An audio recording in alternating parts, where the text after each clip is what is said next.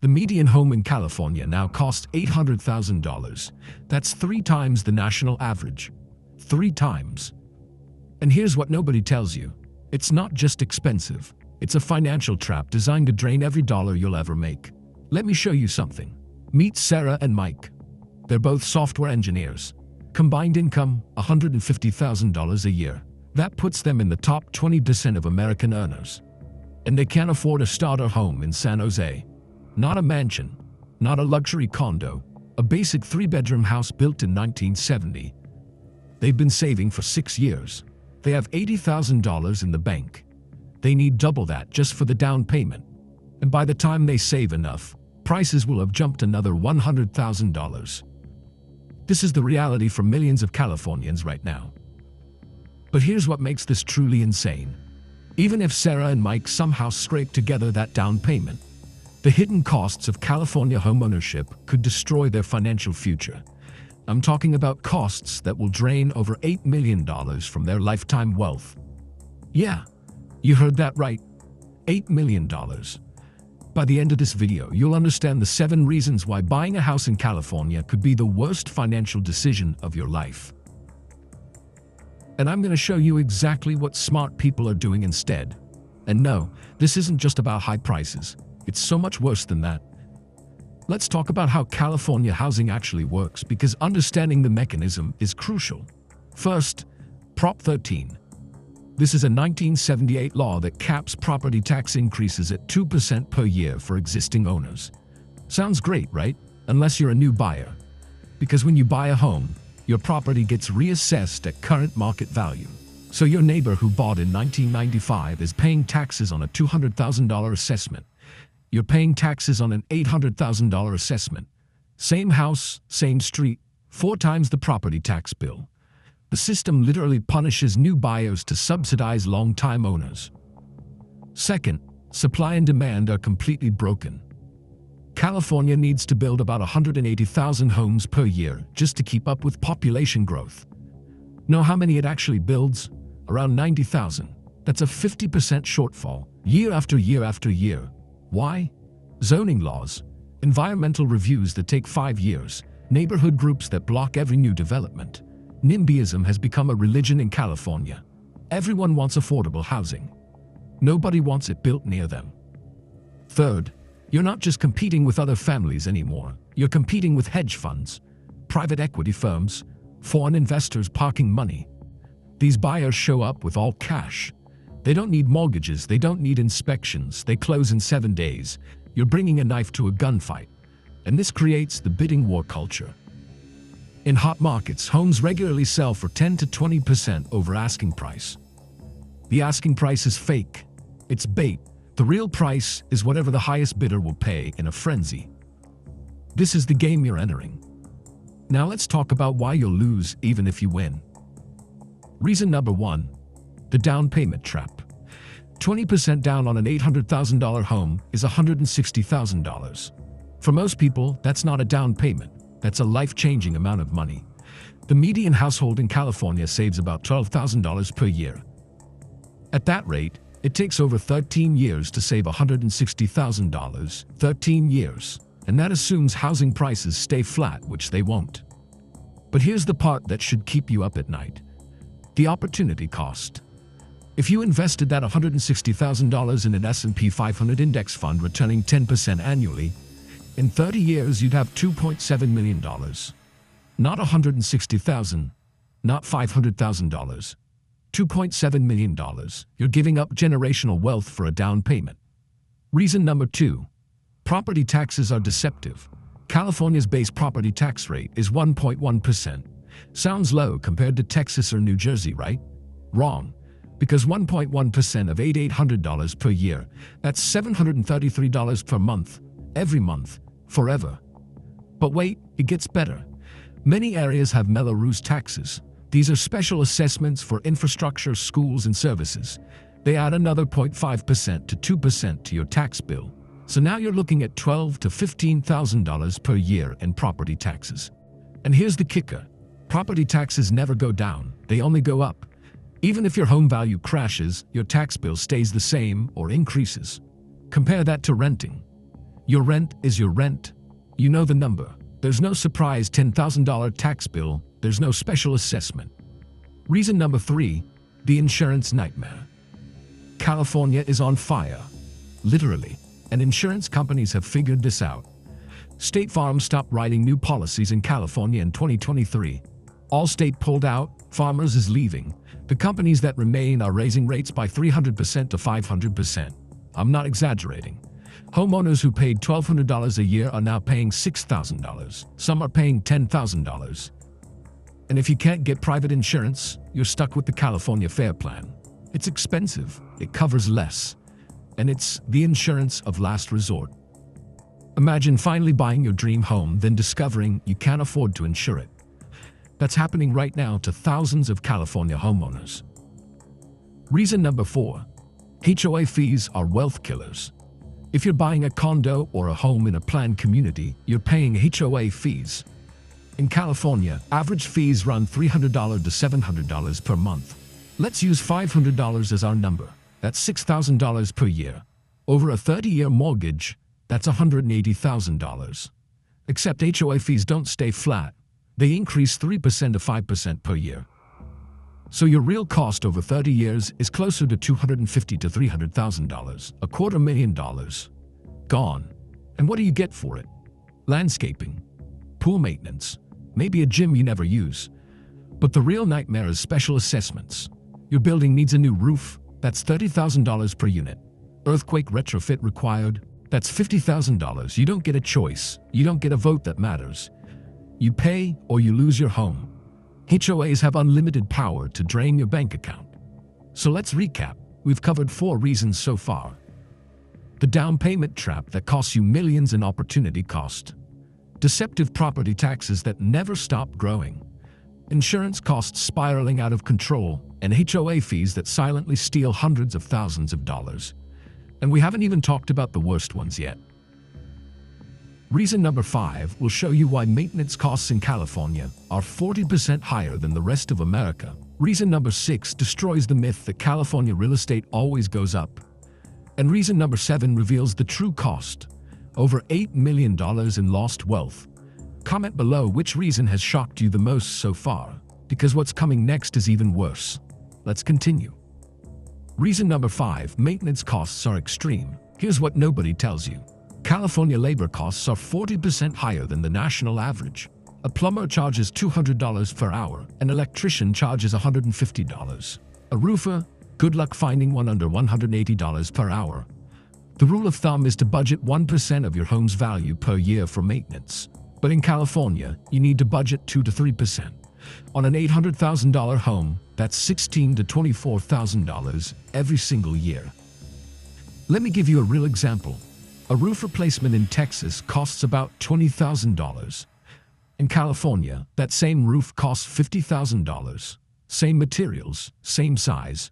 But California labor, California permits, California regulations. Then there's earthquake retrofitting. If your home was built before 1980, you probably need it. Cost $30,000 to $150,000 depending on your foundation type. And good luck getting insurance without it. Oh, and California has drought-resistant landscaping mandates in many cities. Ripping out your lawn and installing drought-tolerant plants, that's $15,000 to $40,000. Not optional in many jurisdictions. Your water heater dies $2,500. In Texas, that's $1,200. Your AC goes out $8,000 in California. $4,500 in Arizona. Everything costs more. Parts cost more. Labor costs more. Permits cost more, inspections cost more. Over 30 years, you're looking at $480,000 to $720,000 in maintenance costs. That's assuming nothing major goes wrong. No foundation issues, no mold, no termites. This is money you'll never get back. Reason number 6, you're betting on appreciation that may not come. Everyone says California real estate always goes up. Let me show you why that's dangerous thinking.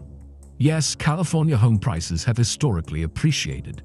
But let's do the actual math on what you need to break even. You buy an $800,000 home today.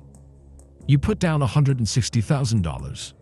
You pay $80 to $800 per year in property taxes. $6,000 per year in insurance. $6,000 per year in HOA fees, $20,000 per year in maintenance. That's $40,800 per year in carrying costs. Plus your $4,800 monthly mortgage payment, which is $57,600 per year. Over 10 years, you've paid $408,000 in carrying costs alone. Plus you've paid down maybe $120,000 of principal and paid $450,000 in interest. For you to break even after 10 years, that $800,000 home needs to sell for $250,000. That's 56% appreciation. That's 4.5% per year. But wait, you also have to pay 6% to sell the home. That's another $75,000 in realtor fees. So you actually need the home to hit $1,325,000 just to break even. You need 65% appreciation in 10 years just to not lose money. And here's the problem. California's population is declining. For the first time in history, more people are leaving California than moving in. From 2020 to 2024, California lost over 500,000 residents. Millennials are leaving. Families are leaving. Remote workers are leaving. They're going to Texas, Florida, Arizona, Nevada, places where $800,000 buys you a mansion, not a starter home. So who's going to buy your house in 10 years? Who's going to pay $1.3 million for a median home when they can work remotely from anywhere? The California housing market was built on two assumptions: population growth and limited supply. One of those assumptions is now broken. Past performance does not guarantee future results. That's not just a legal disclaimer, it's reality. Reason number 7, the opportunity cost is massive. This is the big one. This is what destroys generational wealth. Let's run the real numbers. You take that $160,000 down payment, and instead of buying a house, you invest it in the S&P 500. Historical average return is 10% per year. In 30 years, that $160,000 becomes $2.79 million. But that's just the down payment. Now let's look at monthly costs. Renting a comparable home in California costs about $3,000 per month. Your total home ownership costs are $5,500 per month. Mortgage, taxes, insurance, HOA, maintenance, everything. That's a $2,500 per month difference. You invest that $2,500 per month at 10% for 30 years. That becomes $5.43 million. Add it together, $2.79 million from the down payment, $5.43 million from the monthly difference. That's $8.22 million. By choosing to rent instead of buy and investing the difference, you retire with over $8 million. Let me say that again. The opportunity cost of buying a home in California is over $8 million in lost wealth. But I'll own a home worth $2 million by then. Sure, maybe. If appreciation continues, if the market doesn't crash, if you can afford to keep it for 30 years. But even if your home was worth $2 million, you'd have $8 million if you'd invested instead. You're still $6 million behind. This is the math nobody shows you. Not your realtor, not your parents, not the homeownership propaganda machine. Homeownership is not always the path to wealth. In California, it's often the path to being house rich and cash poor. Now let's be fair. There are times when buying in California does make sense. If you earn $300,000 or more as a household, the math changes. You can afford the carrying costs without sacrificing your investment portfolio. If you're in a stable, high-paying career, tech, medicine, law, you have job security and income growth. If you plan to stay 15 years or longer, the break-even point gets better with time. If you found a deal, probate sale, off-market property, fixer-upper you can add value to, these exist, but they're rare. If you're house hacking, you buy a property with an ADU and rent it out, or you buy a duplex and live in one unit. Now your tenant is paying half your mortgage. Or, if lifestyle value matters more than financial optimization, maybe you have family nearby, maybe your kids are in great schools, maybe you just love where you live and money isn't everything. These are valid reasons. I'm not saying never buy in California. I'm saying understand what you're giving up. So what are smart people actually doing? They're renting in California and buying investment properties in other states. A $200,000 rental property in Florida cash flows $1,500 per month. You can buy 4 of them for the price of 1 California down payment. They're moving to lower-cost states. Texas has no state income tax. Florida has no state income tax. Nevada has no state income tax. You instantly get a 10% raise just by changing your address. They're building wealth first, then buying later with cash. No mortgage, no interest payments, no risk of foreclosure. They're investing in REITs, index funds, businesses, assets that generate income without the headaches of homeownership. They're using geographic arbitrage, work in California for a few years, save aggressively, then move to a lower-cost area and buy with cash. I know a couple who did exactly this.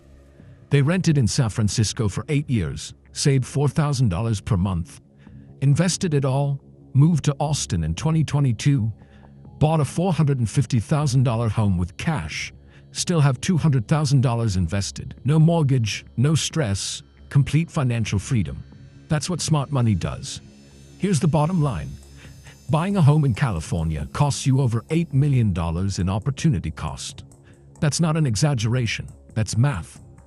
This isn't about whether you can buy, it's about whether you should. Homeownership is sold as the American dream, but in California, it's often a financial nightmare dressed up in granite countertops and stainless steel appliances. You can build more wealth, have more freedom, and sleep better at night by renting and investing the difference. The real estate industry doesn't want you to know this. Your parents don't understand this, but now you do. Run your own numbers, be honest about the costs, calculate the opportunity cost, then make a decision based on reality, not emotion. If you found this valuable, subscribe. I break down financial myths that keep people broke. No fluff, no BS, just math and reality. And if you're still thinking about buying in California, watch my next video. I break down the 5 cities where buying actually makes sense, and the 3 neighborhoods you should avoid at all costs. Thanks for watching. Stay smart with your money.